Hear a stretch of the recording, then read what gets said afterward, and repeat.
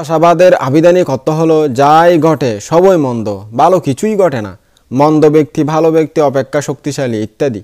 এর কোনোটিতে বৌদ্ধ দর্শন বিশ্বাসী নয়। তাছাড়া সুখ শান্তি নেই, এই কথায়ও বৌদ্ধ দর্শন বিশ্বাসী নয়। বৌদ্ধ দর্শনের মূল বক্তব্য হলো বেঁচে থাকতে হলে জীবনে অপরিহার্য দুঃখ যন্ত্রণা ভোগ করে যেতে হবে, যা কারো অস্বীকার করার উপায় নেই।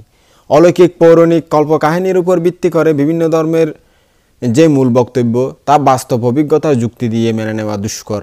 বৌদ্ধ দর্শনের মূল বক্তব্য বাস্তব অভিজ্ঞতা লব্ধ।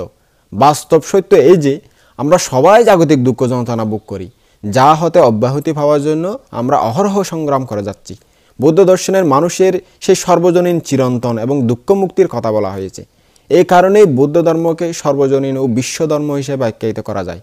নিজের মধ্যে সুপ্ত আত্মশক্তিকে জাগ্রত করে জ্ঞানের আলোকে দুঃখমুক্ত হয়ে নিজেকে সর্বজনীন মঙ্গলময় কাজে লিপ্ত হতে বৌদ্ধ দর্শন শিক্ষা দেয়।